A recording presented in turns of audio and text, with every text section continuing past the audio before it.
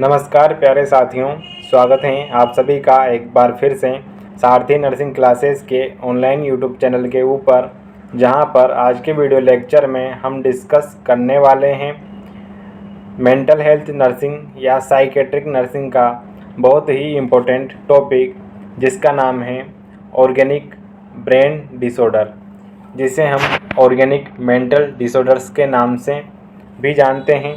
इसमें मेनली हम दो डिजीज़ेज़ के बारे में, दो कंडीशन के बारे में डिस्कस करने वाले हैं। इसमें पहला है डेलीरियम और दूसरा है डिमेंशिया। तो चलिए दोस्तों स्टार्ट करते हैं और सबसे पहले देखते हैं इस टॉपिक से बनने वाले इम्पोर्टेंट क्वेश्चंस, जो कि एग्ज़ाम के पॉइंट ऑफ व्यू से बहुत ही इम्पोर्टेंट होते हैं। इसमें पहला क्वेश्चन है define the organic brain disorder, describe the its types, etiology, clinical feature and management. यह 16 नंबर के अंदर एग्ज़ाम में क्वेश्चन पूछा जाता है। इसके बाद सेकंड क्वेश्चन है difference between acute mental disorder and chronic mental disorders. यह 8 नंबर के अंदर क्वेश्चन पूछा जाता है, यानी कि डेलीरियम और डिमेंशिया के अंदर डिफरेंस पूछा जाता है। थर्ड क्वेश्चन है short notes, organic brain disorders क्या होते हैं। यह 4 नंबर के अंदर क्वेश्चन पूछा जाता है। और फोर्थ वन है डेलीरियम और डिमेंशिया। यह शॉर्ट नोट्स के रूप में एग्ज़ाम में क्वेश्चन पूछा जाता है 4 नंबर के अंदर। तो ये थे दोस्तों कुछ इम्पोर्टेंट क्वेश्चंस। इसके बाद हम देखते हैं कि ऑर्गेनिक मेंटल डिसऑर्डर्स क्या होते हैं और यह किस तरह से पेशेंट को इफ़ेक्ट करते हैं। It is also known as organic brain disorder, OBD, organic mental syndrome और ऑर्गेनिक साइकोसिस। यानी कि जो ऑर्गेनिक मेंटल डिसऑर्डर्स होते हैं, यह एक प्रकार के ऐसे डिसऑर्डर्स होते हैं जो कि ऑर्गेनिक कोज यानी कि ब्रेन या ऑर्गन के डैमेज होने के कारण होते हैं। इन्हें हम ऑर्गेनिक ब्रेन डिसऑर्डर्स या ऑर्गेनिक मेंटल सिंड्रोम, ऑर्गेनिक साइकोसिस के नाम से जानते हैं। सिंड्रोम का मीन्स होता है ग्रुप ऑफ डिजीजेस। इसमें वेरियस टाइप्स की डिजीजेस के सिम्टम्स एक साथ दिखाई देते हैं पेशेंट के अंदर। और साइकोसिस मीन्स मेजर मेंटल इलनेस होती हैं, जिसे हम साइकोसिस कहते हैं। और एक दूसरी तरह की माइनर मेंटल इलनेसेस होती हैं, जिन्हें हम न्यूरोसिस के नाम से जानते हैं। अब देखते हैं ऑर्गेनिक मेंटल डिसऑर्डर्स या ऑर्गेनिक ब्रेन डिसऑर्डर्स की definition. Organic mental disorders are behavioural और psychological disorders associated with sudden और परमानेंट ब्रेन डिसफंक्शन। यानी कि जो ऑर्गेनिक मेंटल डिसऑर्डर्स होते हैं, वह एक प्रकार के बिहेवियरल और साइकोलॉजिकल डिसऑर्डर्स होते हैं, जिनके अंदर सडन और परमानेंट ब्रेन डिसफंक्शन देखने को मिलता है। यानी कि इस कंडीशन के अंदर पेशेंट में एक्यूट या क्रोनिक या हम कह सकते हैं सडन और परमानेंट ब्रेन डिसफंक्शन देखने को मिलता है। यानी कि पेशेंट के जो ब्रेन के फंक्शंस होते हैं, कॉग्निटिव फंक्शंस, वह अल्टर्ड हो जाती हैं, डिस्टर्ब हो जाते हैं। इसके बाद सेकंड डेफिनेशन है organic brain syndrome is defined as a state of cerebral dysfunction associated with a disturbance in consciousness, cognition, mood, affect and behaviour in the without any drug infection और a metabolic कोज। यानी कि organic brain syndrome एक प्रकार की cerebral dysfunction state होती है, जिसके अंदर डिस्टर्बेंस इन कॉन्शियसनेस, यानी कि पेशेंट की जो कॉन्शियसनेस होती हैं, अलर्टनेस होती हैं, उसमें डिस्टर्बेंस दिखाई देता है। कॉग्निशन डिस्टर्ब हो जाता है, यानी कि पेशेंट की सोचने समझने की एबिलिटी नहीं होती है, क्षमता लॉस हो जाती है। मूड अफेक्ट यानी कि पेशेंट के जो इमोशंस होते हैं वह डिस्टर्ब हो जाते हैं, पेशेंट का बिहेवियर डिस्टर्ब हो जाता है। इन द विदाउट एनी ड्रग्स यानी कि बिना किसी ड्रग्स के, इन्फेक्शन के और मेटाबॉलिक कोज के, यानी कि ऑर्गेनिक ब्रेन डिसऑर्डर्स के अंदर किसी भी तरह का बॉडी से रिलेटेड कोज नहीं होता है। इसका कोज हमेशा एक्सटर्नल या फिज़िकल कोज देखने को मिलता है पेशेंट के अंदर। तो ये थी दोस्तों ऑर्गेनिक मेंटल डिसऑर्डर्स की डेफिनेशन। इसके बाद हम देखते हैं कि इसके क्या क्या टाइप्स होते हैं। Organic mental disorders mainly divided into 2 types. इसमें पहला है एक्यूट ऑर्गेनिक मेंटल डिसऑर्डर, यानी कि ऐसा ऑर्गेनिक डिसऑर्डर जो कि सडनली ऑनसेट होता है, एक्यूट ऑनसेट होता है। इसे हम डेलीरियम के नाम से जानते हैं। क्रोनिक ऑर्गेनिक मेंटल डिसऑर्डर यानी कि ऐसा मेंटल डिसऑर्डर जो कि लंबे समय तक चलता है, जिसका ऑनसेट क्रोनिक होता है। इसे हम डिमेंशिया के नाम से जानते हैं, जो कि जिसमें मेमोरी का लॉस देखने को मिलता है। Organic mental disorders are behavioural और psychological disorders associated with cognitive impairment, यानी कि जो मेंटल डिसऑर्डर्स होते हैं वह बिहेवियरल और साइकोलॉजिकल डिसऑर्डर्स होते हैं जो कि कॉग्निटिव इम्पेयरमेंट से एसोसिएटेड होते हैं। यानी कि जो पेशेंट होता है उसका कॉग्निशन यानी कि सोचने और समझने की क्षमता लॉस हो जाती है, जिसके कारण पेशेंट का बिहेवियर और थिंकिंग थॉट डिस्टर्ब देखने को मिलता है। तो ये था दोस्तों ऑर्गेनिक मेंटल डिसऑर्डर्स के टाइप्स। इसके बाद हम देखते हैं ईटियोलॉजी कि क्या क्या कारण होते हैं जिनके कारण से ऑर्गेनिक ब्रेन डिसऑर्डर्स होते हैं। इसमें सबसे पहला है हेड ट्रॉमा, यानी कि किसी भी एक्सटर्नल कॉज के कारण हेड ट्रॉमा, हेड का डैमेज होना। उस कंडीशन में डेलीरियम और डिमेंशिया हो सकता है या होता है। मेटाबॉलिक और एंडोक्राइन डिसऑर्डर्स, वेरियस जो कंडीशंस होती हैं मेटाबॉलिक और एंडोक्राइन डिसऑर्डर्स की, उनमें भी डेलीरियम और डिमेंशिया देखने को मिलता है। इसमें एग्जाम्पल की हम बात करें जैसे कि हाइपोग्लाइसेमिया और हाइपोथायरॉयडिज्म की कंडीशन में देखने को मिलते हैं। सब्सटेंस रिलेटेड यानी जो पेशेंट सब्सटेंस एब्यूज़ करते हैं उनमें भी ऑर्गेनिक ब्रेन डिसऑर्डर्स होने की संभावना होती है। मेडिकेशन इंड्यूस्ड यानी कि कभी कभी जो मेडिकेशंस होती हैं उनके इंटॉक्सिकेशन और टॉक्सिकेशन के कारण भी ओबीडी देखने को मिलता है। Severe anaemia and vitamin deficiency, severe anaemia की कंडीशन यानी कि हाइपोवोलेमिया या फ्लूइड लॉस होने की कंडीशन में, और विटामिन डेफिशिएंसी यानी कि फ्लूइड इलेक्ट्रोलाइट इम्बैलेंस की कंडीशन में भी हमें ऑर्गेनिक ब्रेन डिसऑर्डर्स देखने को मिल सकते हैं। पोस्ट सर्जिकल कंडीशन, और जो पोस्ट सर्जिकल कंडीशन होती हैं उस कंडीशन में भी डेलीरियम और डिमेंशिया देखने को मिलते हैं। इन्फेक्शन, ब्रेन में किसी भी तरह का इन्फेक्शन या इन्फ्लामेशन होने के कारण भी ओबीडी देखने को मिलता है। एग्जाम्पल के तौर पर जैसे कि मेनिंजाइटिस, एन्सेफेलाइटिस जैसी कंडीशन में हो सकता है। सेरेब्रोवैस्कुलर स्ट्रोक, यानी कि जो ब्रेन की माइनर ब्लड वेसल्स होते हैं उनमें थ्रोम्बस बनने के कारण ब्लड की सप्लाई इम्पेयर्ड हो जाती है और वहाँ पर इन्फेक्शन देखने को मिलता है, जिसे हम स्ट्रोक के नाम से जानते हैं। इस कंडीशन में भी जो कॉग्निशन फंक्शंस होते हैं वह अल्टर्ड देखने को मिलते हैं।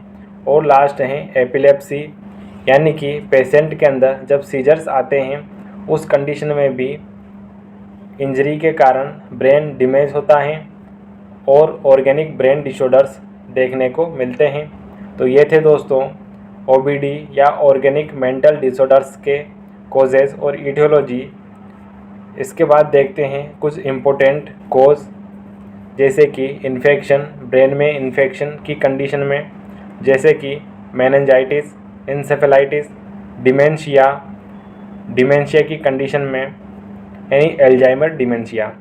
ब्रेन इंजरी यानी कि फिजिकल ट्रॉमा के कारण ब्रेन इंजरी, उस कंडीशन में एल्कोहल और ड्रग जैसे कि सब्सटेंस एब्यूज़ पेशेंट में देखने को मिलता है। कार्डियोवैस्कुलर डिसऑर्डर्स यानी कि ब्रेन में ब्लड की सप्लाई कम होने के कारण हाइपोक्सिया और इस्चीमिया देखने को मिलता है। उस कंडीशन में ब्रेन में इन्फेक्शन हो जाता है, जिसके कारण जो ब्रेन के फंक्शंस होते हैं, कॉग्निशन फंक्शंस होते हैं, वह अल्टर्ड हो जाते हैं, जिसके कारण पेशेंट में वेरियस सिम्टम्स दिखाई देते हैं ऑर्गेनिक ब्रेन डिसऑर्डर्स की कंडीशन के अंदर। अब हम देखते हैं ऑर्गेनिक ब्रेन डिसऑर्डर का पहला टॉपिक या पहली कंडीशन, जिसका नाम है डेलीरियम, जिसे हम एक्यूट ब्रेन डिसऑर्डर के नाम से जानते हैं। तो चलिए दोस्तों स्टार्ट करते हैं और इसमें देखते हैं इस टॉपिक से बनने वाले इम्पोर्टेंट क्वेश्चंस के बारे में। इसमें पहला क्वेश्चन है, define the organic brain disorder, describe the delirium and its etiology, clinical manifestation and nursing management. यह 16 नंबर के अंदर एग्ज़ाम में क्वेश्चन पूछा जाता है। इसके बाद सेकंड क्वेश्चन है, define the acute brain disorder, describe the its etiology, sign and symptoms and medical और नर्सिंग मैनेजमेंट। यह 12 नंबर के अंदर क्वेश्चन पूछा जाता है एग्ज़ाम के अंदर। इसके बाद थर्ड क्वेश्चन है शॉर्ट नोट, जो कि डेलीरियम के ऊपर पूछा जाता है 4 नंबर के अंदर। इसके बाद हम देखते हैं कि डेलीरियम क्या होता है और क्या इसकी डेफिनेशन होती है। It is also called acute brain syndrome and metabolic encephalopathy. यानी कि जो डेलीरियम होता है यह एक प्रकार का ऑर्गेनिक मेंटल डिसऑर्डर होता है, जिसका जो कॉज होता है वह ऑर्गेनिक कॉज होता है। इसे एक्यूट ब्रेन सिंड्रोम के नाम से भी जानते हैं और मेटाबॉलिक इंसेफेलोपैथी भी कहते हैं। सिंड्रोम का मीन्स होता है ग्रुप ऑफ सिम्टम्स, यानी कि डेलीरियम के अंदर मल्टी सिस्टम अफेक्ट होते हैं और मल्टी सिस्टम से रिलेटेड सिम्टम्स दिखाई देते हैं पेशेंट के अंदर। और मेटाबॉलिक इंसेफेलोपैथी का मीन्स होता है कि मेटाबॉलिक प्रोसेस के अंदर अल्ट्रेशन होने के कारण बॉडी में डिजीज़ होती है और जिसके कारण डेलीरियम देखने को मिलता है बॉडी में। इसके बाद हम देखते हैं कि डेलीरियम की क्या डेफिनेशन होती है। Delirium is a acute brain disorder characterised by clouding of consciousness, impairment in orientation and disturbance in the perception and cognitive process। यानी कि जो डेलीरियम होता है वह एक्यूट ऑर्गेनिक ब्रेन डिसऑर्डर होता है। यानी कि जो डेलीरियम होता है इसका ऑनसेट एक्यूट होता है, सडनली होता है और इसके अंदर क्लाउडिंग ऑफ कॉन्शियसनेस देखने को मिलता है। यानी कि जो पेशेंट होता है वह कॉन्शियस नहीं होता है, यानी कि उसमें अलर्टनेस नहीं होती है, पेशेंट ड्राउजी और लेज़ी दिखाई देता है। इम्पेयरमेंट इन ओरिएंटेशन, जो ओरिएंटेशन होती है यानी कि जो पर्सन होता है उसे टाइम, पर्सन और प्लेस का ज्ञान नहीं होता है, यानी कि उसके बारे में पता नहीं होता है। And disturbance in the perception, और जो परसेप्शन प्रोसेस होती है उसमें डिस्टर्बेंस हो जाता है, यानी कि जब हम किसी ऑब्जेक्ट को देखते हैं, परसीव करते हैं और उसके बारे में पता करते हैं, उसे हम परसेप्शन कहते हैं। जैसे कि परसेप्शन ऑर्गन होते हैं, 5 सेंस ऑर्गन होते हैं, आई, नोज़, ईयर, स्किन, जैसे कि जो हमें परसेप्शन का अनुभव करवाते हैं। एंड कॉग्निटिव प्रोसेस भी डिस्टर्ब हो जाती हैं, जिसके कारण पेशेंट की जो थिंकिंग प्रोसेस होती हैं वह अल्टर्ड देखने को मिलती हैं। इसके बाद delirium has the highest incidence among organic mental disorder, यानी कि जो ऑर्गेनिक मेंटल डिसऑर्डर्स होते हैं उनमें सबसे हाईएस्ट इंसिडेंस यानी कि सबसे अधिक चांस होते हैं डेलीरियम होने के। तो ये थी दोस्तों डेलीरियम की डेफिनेशन। इसके बाद हम देखते हैं ईटियोलॉजी और कोजेस कि क्या क्या कारण होते हैं जिसकी वजह से पेशेंट में डेलीरियम देखने को मिलता है। इसमें पहला है delirium due to medical condition, यानी कि मेडिकल कंडीशन के कारण डेलीरियम देखने को मिलता है। इसमें कैंसर और मेजर इलनेस शामिल हैं। इसके बाद हैं delirium due to substance abuse, यानी कि जो साइको एक्टिव सब्सटेंस होते हैं उनका यूज़ करने के कारण भी डेलीरियम देखने को मिलता है। इनमें एल्कोहलिज्म, निकोटीन जैसे साइको एक्टिव सब्सटेंस शामिल होते हैं। डेलीरियम ड्यू टू मल्टीपल कोज, और जो डेलीरियम होता है यह मल्टीपल कोज के कारण भी हो सकता है, जैसे कि head injury, road traffic accident के कारण head injury, vascular disease, intoxication यानी कि over side effect of drugs, infection जैसी कंडीशन में भी डेलीरियम हो सकता है। विटामिन डेफिशिएंसी, यानी जो विटामिन B1 होता है थायामाइन, उसकी डेफिशिएंसी के कारण भी डेलीरियम देखने को मिलता है। एंडोक्राइनल एंड मेटाबॉलिक कोज, जैसे कि डायबिटिक कोमा, शॉक और हाइपरथायरॉयडिज्म जैसी एंडोक्राइनल कंडीशन में भी डेलीरियम देखने को मिलता है, और इसी कारण इसे मेटाबॉलिक इंसेफेलोपैथी के नाम से भी जानते हैं। मेटल्स जैसे कि heavy metals toxicity, lead, manganese, mercury जैसे हेवी मेटल्स की टॉक्सिसिटी के कारण भी डेलीरियम देखने को मिल सकता है, जिसे हम क्लाउडेड ऑफ कॉन्शियसनेस कहते हैं। इसके बाद है क्लिनिकल मैनिफेस्टेशन कि जब डेलीरियम होता है उस पेशेंट के अंदर कौन कौन से चेंजेस और साइन एंड सिम्टम्स देखने को मिलते हैं। इसमें पहला है चेंज इन कॉग्निशन, यानी पेशेंट का जो थिंकिंग प्रोसेस होता है, यानी disturbance in thinking and memory. जो थिंकिंग प्रोसेस होता है, जो थॉट प्रोसेस होता है, सोचने और समझने की एबिलिटी होती है पेशेंट के अंदर, वह डिस्टर्ब हो जाती है। और मेमोरी के अंदर, यानी storage of any information and datas जिसे हम मेमोरी कहते हैं, उसमें भी डिस्टर्बेंस देखने को मिलता है। चेंज इन कॉन्शियसनेस, पेशेंट का जो कॉन्शियसनेस होता है, अलर्टनेस होती है, वह डिस्टर्ब हो जाती है, जिसे हम क्लाउडिंग ऑफ कॉन्शियसनेस कहते हैं। Change in sleep wake cycle, यानी कि जो पेशेंट की स्लीप वेक साइकिल होती है, यानी कि पेशेंट के जो सोने का, जागने का, उठने का समय होता है, वह डिस्टर्ब हो जाता है, जिसे हम इंसोम्निया कहते हैं। परसेप्चुअल डिस्टर्बेंस, यानी कि जब पेशेंट अपने 5 सेंस ऑर्गन्स के द्वारा किसी भी ऑब्जेक्ट को परसीव करता है, उस कंडीशन में उसे डिस्टर्बेंस हो जाता है, जिसे हम इल्यूजन और हेलुसिनेशन के नाम से जानते हैं। इल्यूजन के अंदर रॉन्ग परसेप्शन होता है। इसमें हमें यानी कि जो पेशेंट होता है उसे रॉन्ग दिखाई देता है, किसी ऑब्जेक्ट को गलत परसीव करता है पेशेंट। जैसे कि एग्जाम्पल, रस्सी का सांप दिखाई देना, यह इल्यूजन होता है।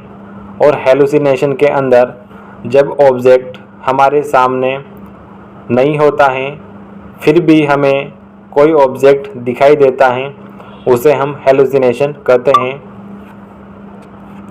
मोस्ट ऑफ्टेन विजुअल हेलुसिनेशन, और जो ऑर्गेनिक साइकोसिस होती है उसके अंदर मोस्ट कॉमनली विजुअल हेलुसिनेशन देखा जाता है। यानी कि जब पेशेंट के सामने कोई ऑब्जेक्ट नहीं होता है लेकिन फिर भी पेशेंट को कोई ऑब्जेक्ट दिखाई देता है, उसे हम हेलुसिनेशन कहते हैं। जैसे कि एक मूवी है मुन्ना भाई MBBS, उसके अंदर जो संजय दत्त होता है उसे गांधी जी दिखाई देते हैं। इसे हम विजुअल हेलुसिनेशन के नाम से जानते हैं।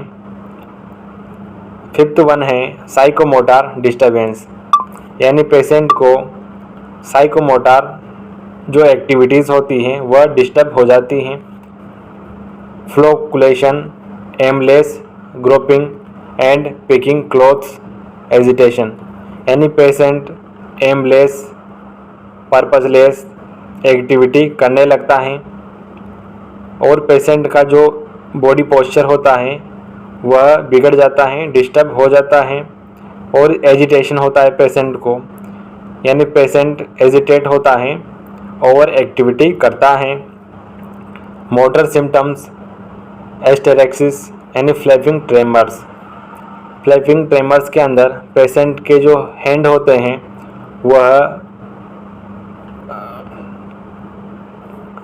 एबनॉर्मल मूवमेंट करने लगते हैं, जिसे हम एस्ट्रेक्सिस के नाम से जानते हैं। 7 है रेस्टलेसनेस, पेशेंट रेस्टलेसनेस हो जाता है, चिड़चिड़ा हो जाता है। मेमोरी लॉस, पेशेंट के अंदर मेमोरी लॉस देखने को मिलता है, यानी पेशेंट को जो प्रीवियस इवेंट्स होते हैं वह याद नहीं रहते हैं।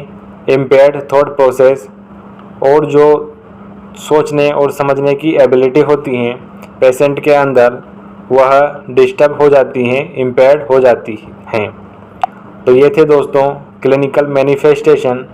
इसके बाद हम देखते हैं कि इसके अंदर क्या क्या सिम्टम्स नज़र आते हैं। इनअटेंशन, यानी कि जो पेशेंट होता है वह एक जगह पर अटेंशन और कंसंट्रेशन नहीं कर पाता है। डिसऑर्गेनाइज्ड थिंकिंग, यानी पेशेंट के जो थिंकिंग का पैटर्न होता है वह डिस्टर्ब हो जाता है। मेमोरी इम्पेयरमेंट, जो मेमोरी होती है, स्टोरेज ऑफ डाटास, वह इम्पेयर्ड देखने को मिलती हैं। डिसओरिएंटेशन, यानी जो पेशेंट होता है उसको टाइम, पर्सन, प्लेस के बारे में ज्ञान नहीं होता है। Altered level of consciousness, patient का जो कॉन्शियसनेस होता है, अलर्टनेस होता है, वह अल्टर्ड हो जाता है, डिस्टर्ब हो जाता है। एक्यूट ऑनसेट, और जो ये सब सिम्टम्स होते हैं यह एक्यूट दिखाई देते हैं पेशेंट के अंदर। परसेप्चुअल डिस्टर्बेंस, पेशेंट को जो आभास होते हैं, परसेप्शन होते हैं, वह डिस्टर्बेंस हो जाता है। साइकोमोटर एजिटेशन और रिटार्डेशन, जो पेशेंट की एक्टिविटी होती हैं वह डिस्टर्ब हो जाती है।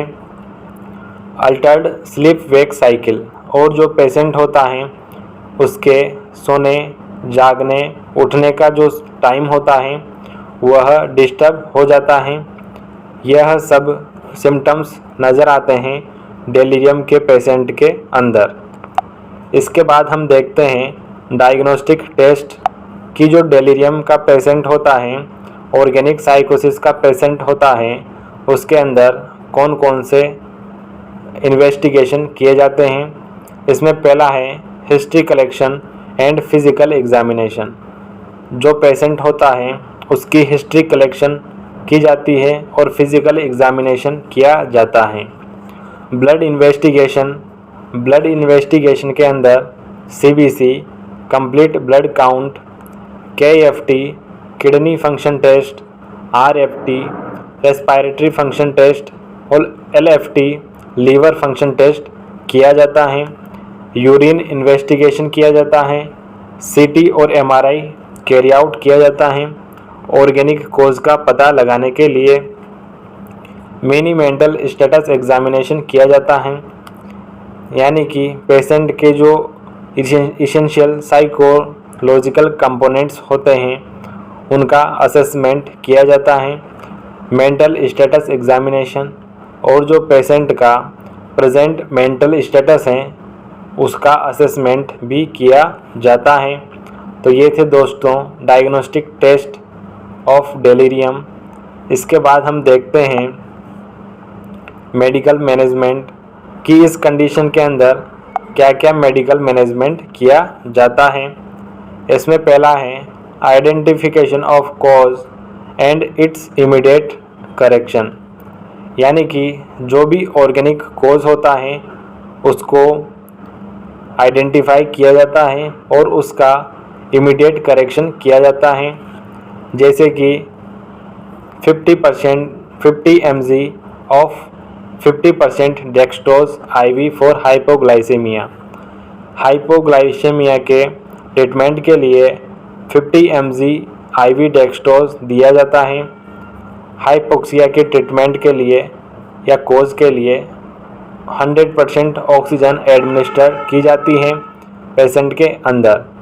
हाइपोक्सिया की कंडीशन में जो पेशेंट होता है बॉडी टिश्यूज़ को प्रॉपर अमाउंट में ऑक्सीजन सप्लाई नहीं मिलती है, उस कंडीशन को हाइपोक्सिया कहा जाता है। 100 mg of thiamine IV for thiamine deficiency. और न्यूट्रिशनल कोज की कंडीशन के अंदर 100 mg ऑफ थायामीन IV दिया जाता है पेशेंट को। IV fluid administration for fluid and electrolyte imbalance. और फ्लूइड और इलेक्ट्रोलाइट इम्बैलेंस की कंडीशन के अंदर IV फ्लूइड सप्लीमेंटेशन दिया जाता है। Provide symptomatic treatment. पेशेंट को सिम्टोमेटिक ट्रीटमेंट प्रोवाइड किया जाता है जिसमें antipyretics for fever, anti anxiety drugs for anxiety, anti depressant for depression के लिए दी जाती हैं।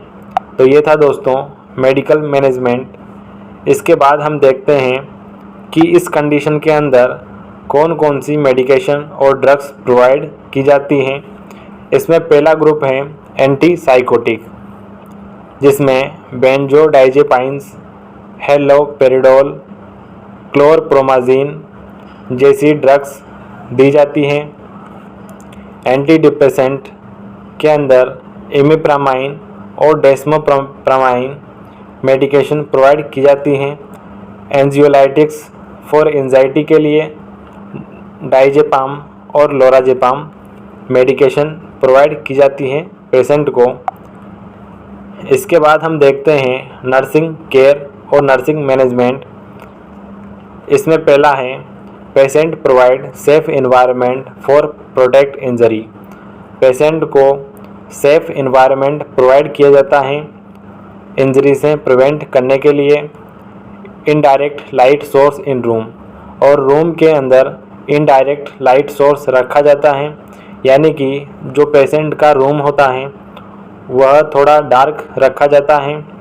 Educate about proper use of medications, और पेशेंट और फैमिली मेम्बर्स को मेडिकेशन के प्रॉपर यूज़ के बारे में बताया जाता है। Educate about adverse side effect of drug, और जो ड्रग्स होती हैं उनके एडवर्स इफ़ेक्ट के बारे में एजुकेट किया जाता है। Regularly assess the side effect of medication, और रेगुलरली जो मेडिकेशन होती हैं उनके साइड इफ़ेक्ट को असेस किया जाता है। Assess the therapeutic level of medicine, यानी कि जो मेडिसिन होती है उसका थेराप्यूटिक लेवल असेस किया जाता है पेशेंट के ब्लड के अंदर। Assess the patient vital sign regularly, patient के वाइटल साइन होते हैं उन्हें रेगुलरली असेस किया जाता है। प्रोवाइड पेशेंट ओरिएंटेशन, और यदि जो पेशेंट हैं वह अनकॉन्शियस हैं उस कंडीशन में उसे ओरिएंटेशन प्रोवाइड करवाना फर्स्ट प्रायोरिटी के अंदर आता है। तो ये था दोस्तों नर्सिंग मैनेजमेंट ऑफ डेलीरियम, जो कि बहुत ही इम्पोर्टेंट होता है। इसके अलावा आप इसमें और अधिक पॉइंट ऐड कर सकते हैं। तो ये था दोस्तों आज का हमारा बहुत ही इम्पोर्टेंट टॉपिक ऑर्गेनिक साइकोसिस का, जो कि एग्ज़ाम के पॉइंट ऑफ व्यू से बहुत ही इम्पोर्टेंट होता है। आई होप आज का वीडियो लेक्चर आपको पसंद आया होगा। इसी प्रकार के और अन्य वीडियो लेक्चर्स के लिए